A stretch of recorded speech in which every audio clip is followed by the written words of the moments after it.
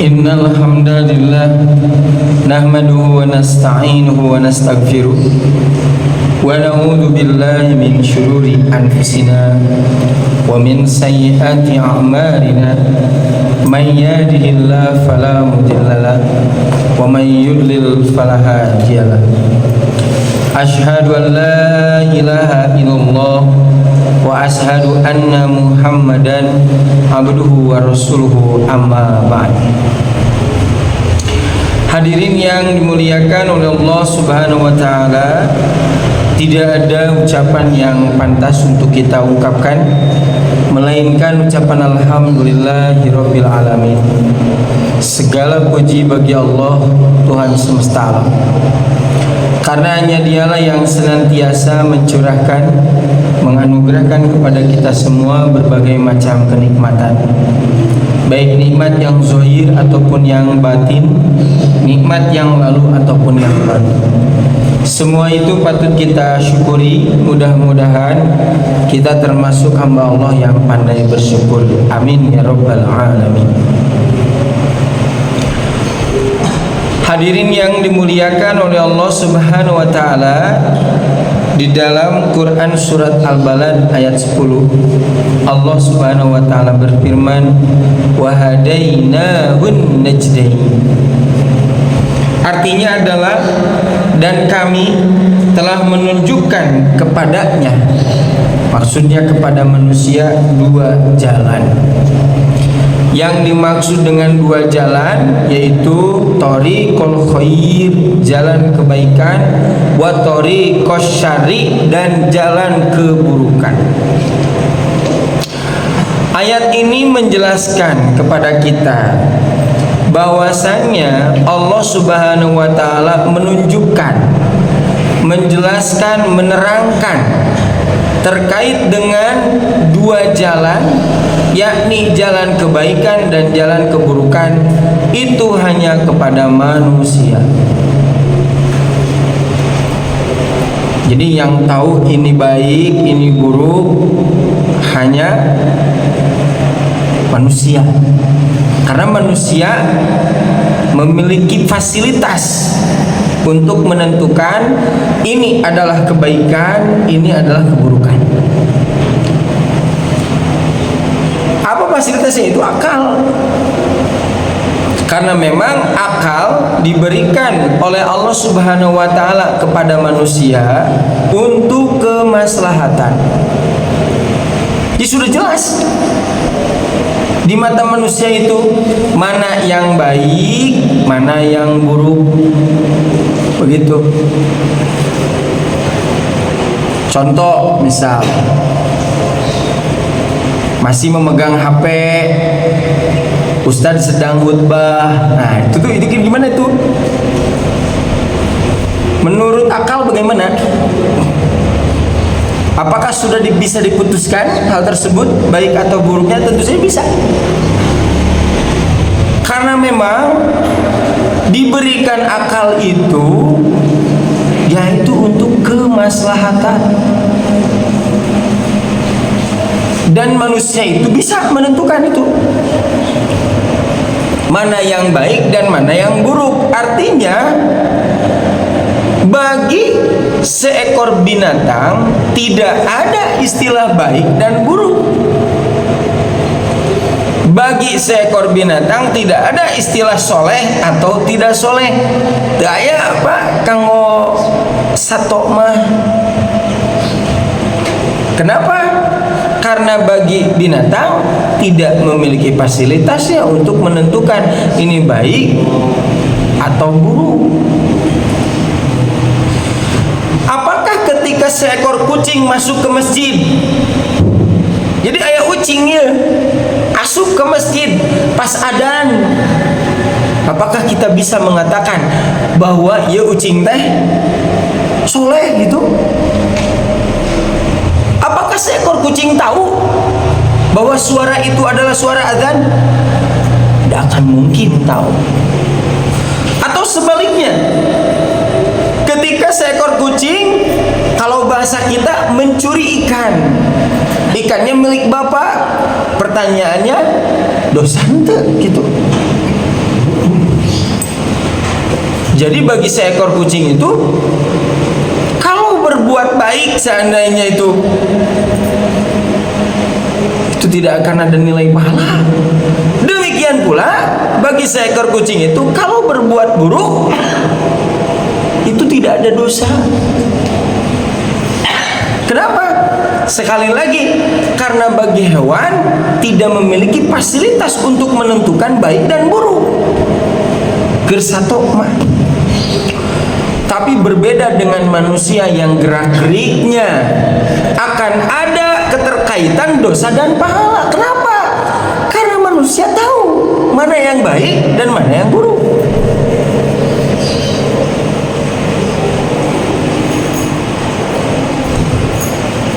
Ketika seseorang mencuri motor, apakah orang tersebut tahu bahwa yang dicuri adalah motor? Tentu saja tahu. Demikian pula, apakah seseorang tersebut tahu bahwa motor itu milik orang lain? Tahu. Demikian pula orang tersebut kalau ditanya, apakah kamu sadar bahwa kamu adalah manusia? Sadar. Beda dengan seekor kucing. Kalau seekor kucing mencuri ikan, kucing mah teu apaleun eta teh lauk, Pak. Demikian pula, apalagi seekor kucing ternyata tidak tahu bahwa ikan itu milik bapak, terang. Demikian pula sampai sekarang seekor kucing tidak sadar bahwa dirinya adalah kucing. Teu apaleun kucing mah. Hadirin yang dimuliakan oleh Allah Subhanahu wa taala. Makanya kemuliaan manusia itu yakni karena menggunakan akalnya pada tempatnya. Karena nanti ada orang yang menggunakan akalnya bukan pada tempatnya.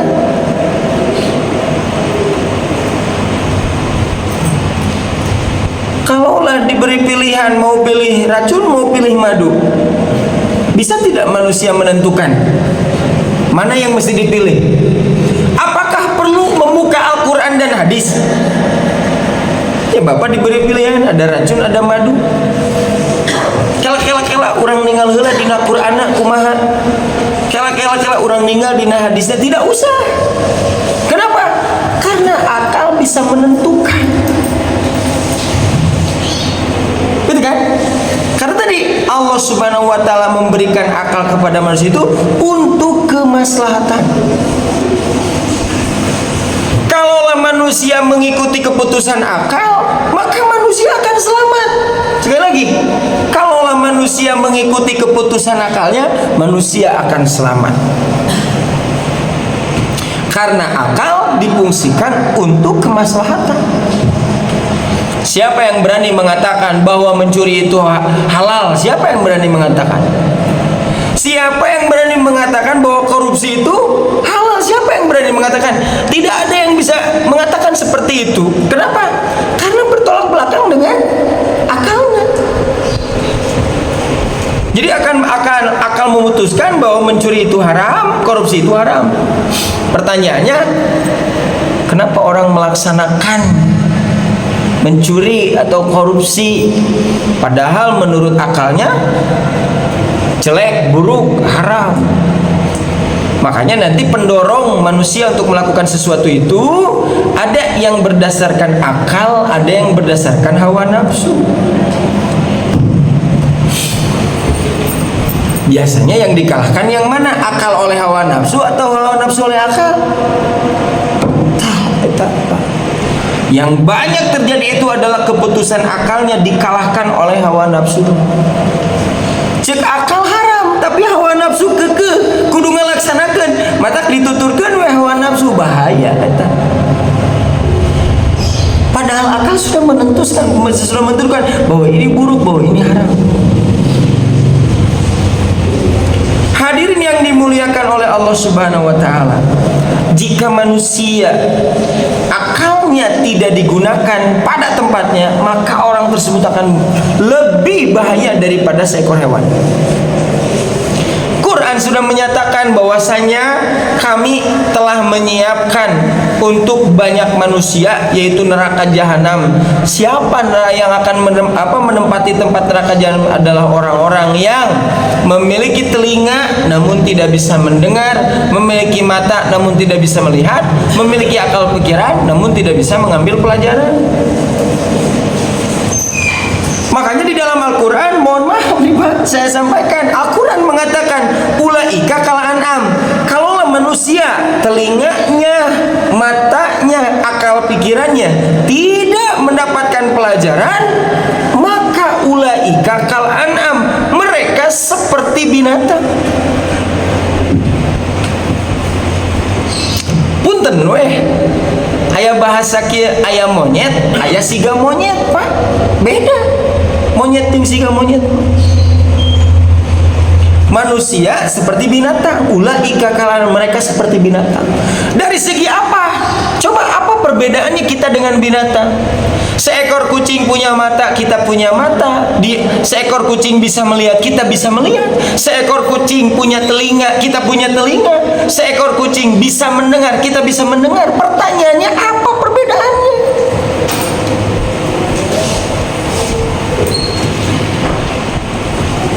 Satu perbedaannya, apa yang kita lihat, apa yang kita dengar mesti dijadikan pelajaran.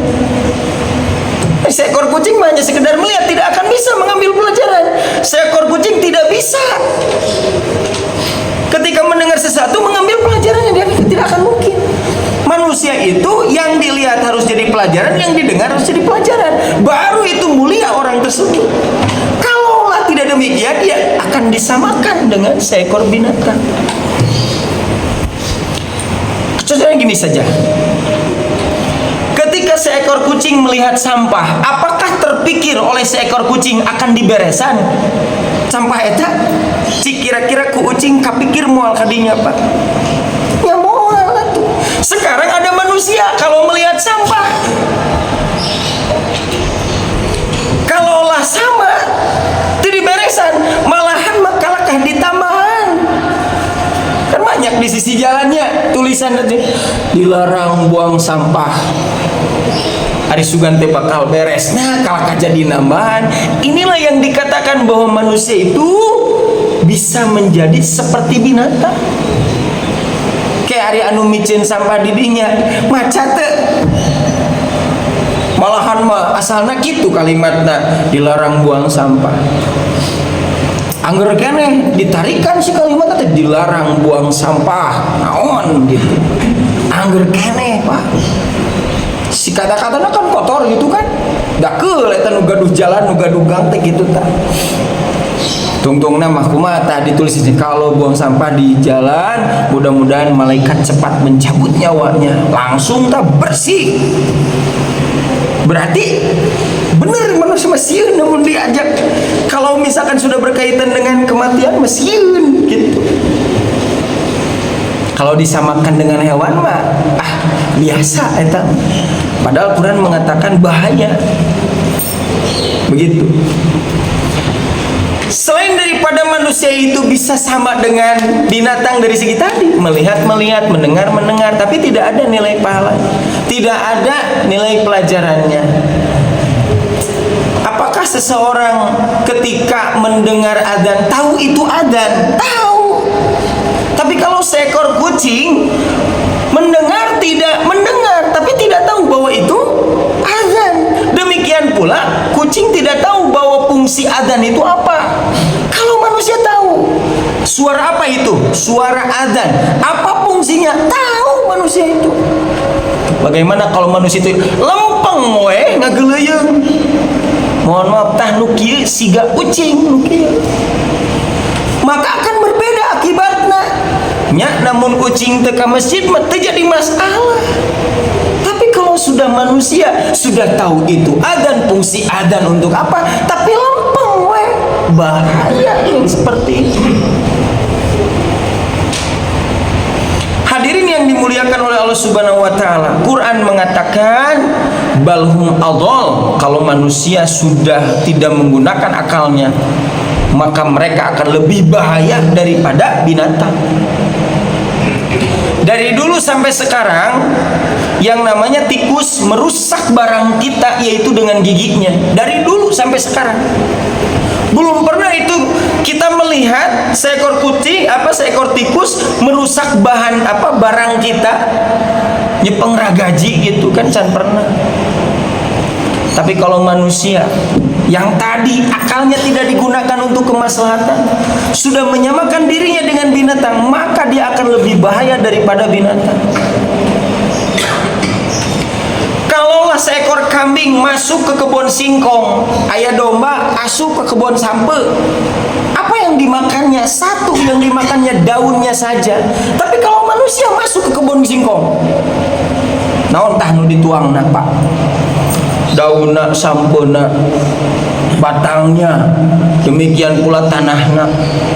Tahku manusia mah sampai kaki itu. Demikian pula seekor binatang, yaitu seekor kambing, ketika masuk ke kebun singkong, tidak akan ada dalam pikiran kela ari ieu kebun sampe nusaha, tidak akan terpikir oleh seekor kambing. Nanti ada orang yang seperti itu, dia manusia, tapi ketika masuk ke kebun singkong itu tidak berpikir ieu teh nusaha. Itulah orang yang sama seperti halnya binatang. Artinya teh halal henteu tah berpikir seperti itu tidak akan terpikir oleh seekor binatang. Nanti ada orang yang seperti itu, nu pokokna nikmat we, nu pokokna raos we, nu pokokna seueur we, tidak berpikir apakah hal tersebut halal atau haram. Pembunuhan waktu dulu dengan sekarang apakah sama? Beda. Pencurian waktu dulu dengan sekarang apakah sama? Beda. Semakin istimewa kemaksiatannya. Kenapa? Karena kemaksiatannya itu menggunakan akal. Jadi kalau misalkan manusia ingin selamat, yaitu ikuti keputusan akalnya, bukan hawa nafsunya. Barakallahu fiikum.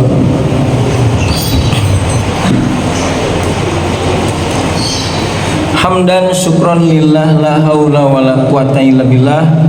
Asyhadu an la ilaha illallah wa asyhadu anna Muhammadan abduhu wa rasuluhu, amma ba'd. Hadirin yang dimuliakan oleh Allah Subhanahu wa taala, dan kita pun harus sadar bahwasanya kita hidup bukan untuk mati.